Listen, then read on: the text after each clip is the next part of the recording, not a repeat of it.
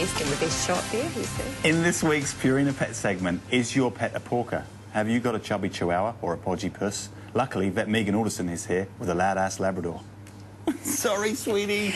I know, we've lived with it all our life. Now, this is my pride and joy. This is Sydney, right? Yeah, this is Sydney, and she's 11 years old. We talked about, she came on with the old age segment, but now we're talking about the round segment. So this is the Oprah of Labradors. We've gone up and down, we've dieted all their life, and I'm here to tell everyone I know how it feels.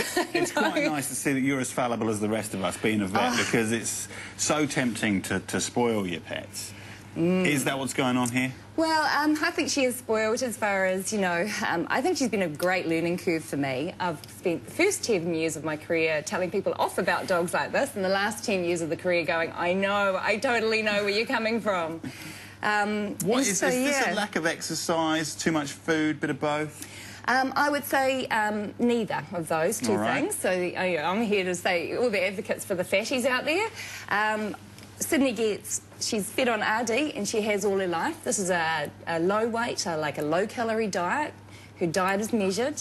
You're not a great advocate for that, you know. I know. She's right in front of you. Where's the aftershock? Well, basically, we've spent a lot of time walking. You know, she's spent 2 hours a day. We're religious walkers.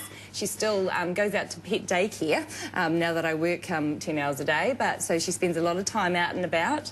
And yeah, it's just really hard. So it's 11, genetics. Give her a break, you know. Oh, I know. I'm not too hard on her when now. it gets to a certain point, do you just think, oh, well. No, like, I think you always have to try, and that's what I'm here to talk about today. I think there's skinny genetics and there's fat genetics. And if you've got Labrador, okay, a Labrador Retriever, a Pug, I think also like Australian Terriers, there's certain breeds that you're always going to struggle with weight. Wow, that's good to know. And even in litters, we do know that some dogs have skinny genetics and some have fat. And those fatties tend to be foodies. They like their food. Which means they're easier to train, because they're food easy to train. And I think with Sid, it's been a combination of the fact that, you know, I have been suggested in the park that I don't feed her every second day or third day. I just can't do it. So for me, it's been a weight management thing with her.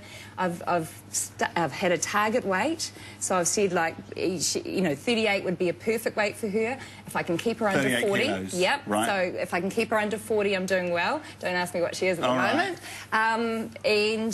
And I think it's really just going to be a lifelong task for owners of fat dogs, but also fat cats, because fat cats are harder because they move out and eat at the neighbours. You can't control what their dietary intakes are. Yeah. So we know that these guys that have got, well, there's also health problems. She's actually got hypothyroidism and all sorts going on with her at her age. So there's all other things we're trying to struggle with. Desexing decreases metabolic rate 20%, but we always advocate desexing because of the, That's interesting. Yeah. So it slows down their metabolic rate when you have them done. Absolutely. So, you know, you've got to feed them 20%. 20%. So we've got to actually feed them less calories to keep them at the correct weight. Well, another thing, I used to have boxers, and they look pretty good because they're tall and quite slick most of the time. Yeah. But a friend of mine who's trained to be a vet said, oh, you should be able to count the first 3 ribs. Yes. Your dog's fat. Is that true? Yeah, so we don't use body mass index like humans do, and I must say that, you know, I'm in the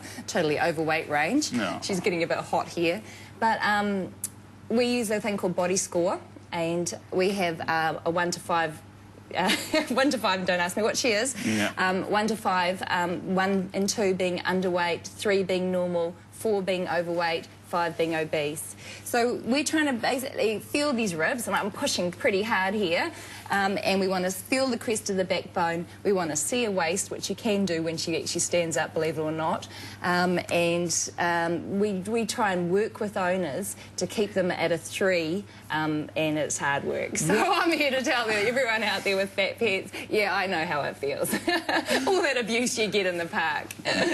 What are the health benefits if you can get the weight down? I mean, I'm thinking dogs like this, to get the old dodgy hips and various things like that, obviously carrying a bit more weight is going to increase that. You don't have to be a rocket scientist to know that you've got extra adipose tissue, then, you know, it is harder to get around. It's harder on your joints, harder on your heart, and you get pancreatic, liver, and Also kidney problems, you know, so cancers would be more common. She's got quite a few lumps and bumps on her. Right. So she's got some fatty tumours that I've been keeping an eye on.